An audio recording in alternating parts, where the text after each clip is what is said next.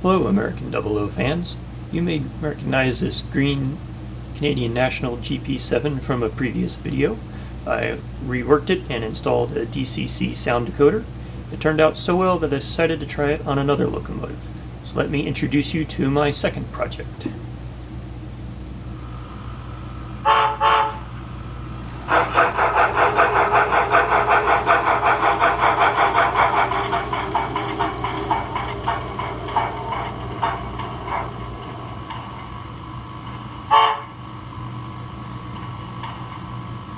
This is the Yorkville number 2, and for those of you who may not know what it is, I'd like to tell you a little bit about the model, some details to this specific model, and just show you how it works.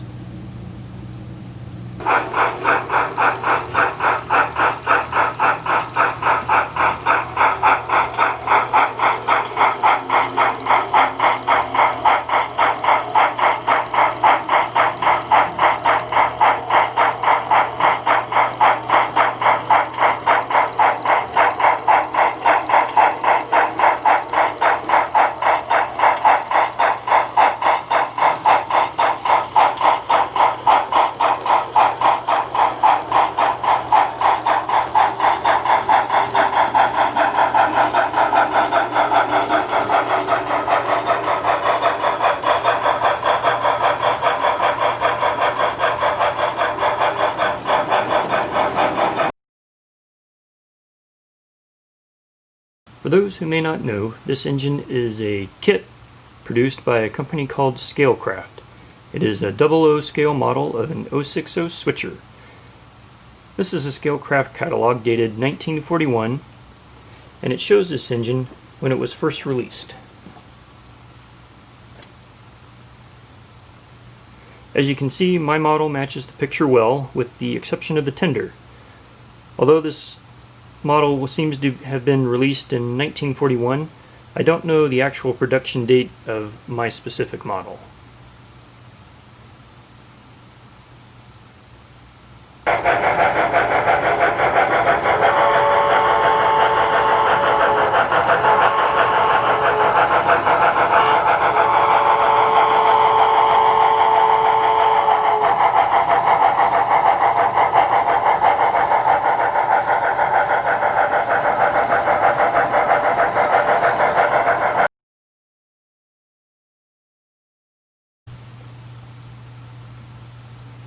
There are 4 unique features I'd like to show you on this locomotive. The first is on this pipe between the cab and the smoke box. Right in the middle, there's a hex nut. It's not supporting or holding anything together, it's just floating in the middle of the pipe. Very strange. The second unique feature is on the tender between the trucks. That's a tender water scoop. Tender water scoops were used to pull water up from a trough between the rails into the tender while the train was moving at high speeds. This is a switcher. It's never going to go fast enough to scoop up water. A water scoop is totally unneeded. The third unique feature is the tender itself. As I pointed out earlier, it's not the stock SoundTraxx tender. The body appears to be scratch-built out of brass, and the frame seems to be a sand-cast bronze piece that was cut in half, probably to shorten it. The last unique feature is that it's labeled for the Yorkville, which I think is just short for Yorkville and Western, which is what this gondola is labeled for. The Yorkville and Western was a 00 scale railroad built by Mr. Fred Shore. The gondola clearly came from his layout, and I think that since the tender decals match the one on the gondola, that this engine also came from his layout.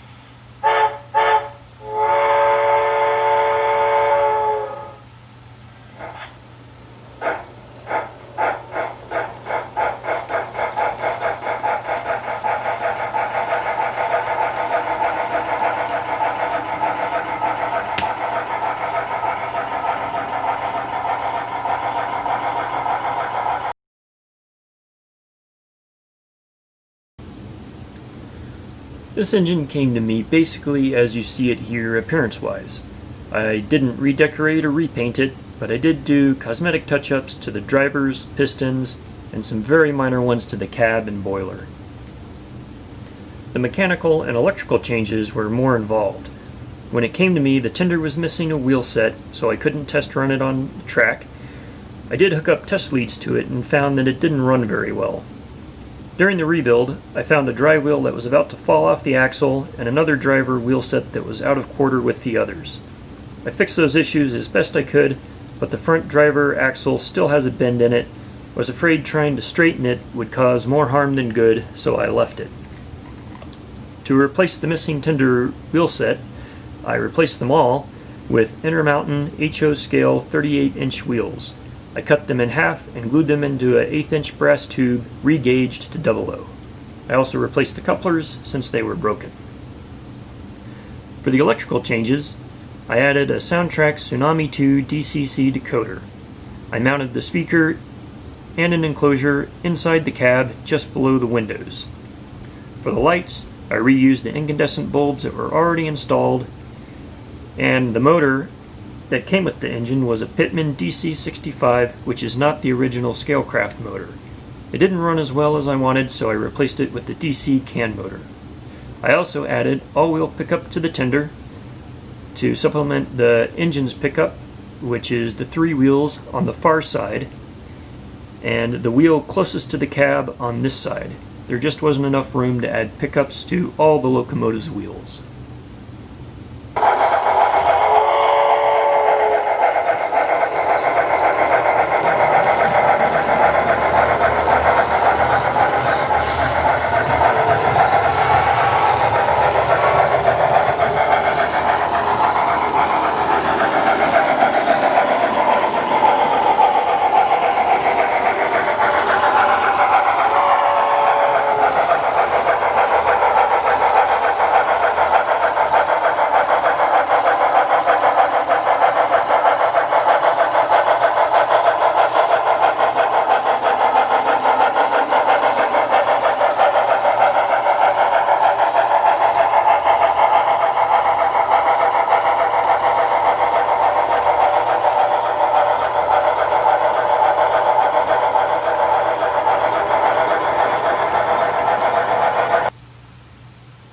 In the end, I would say this was a successful rebuild. After all, it does run and have sounds, and that's what I set out to do. Some things didn't turn out as well as I had hoped. The gear noise is a little loud, and it still has a bind in the drivers. Those are things I think I'll just have to live with for now. The last thing I haven't decided if I like or not is that with the motor gearbox combination, he runs really slowly. It's almost painful waiting for him to go all the way around my relatively small layout. On the other hand, he is a switcher, and it makes my small layout seem a whole lot bigger. The things that did turn out well are the sounds, the can motor installation, and the 12-wheel pickup. The pickups were the best improvement I made. It never hesitates or stalls. I really like this engine. He's fun to operate, and I like thinking about that he has a connection to an important double-oer from the past. Well, that's all for today. Hope you enjoyed learning about the Yorkville No. 2. Thanks for watching, and have a good day.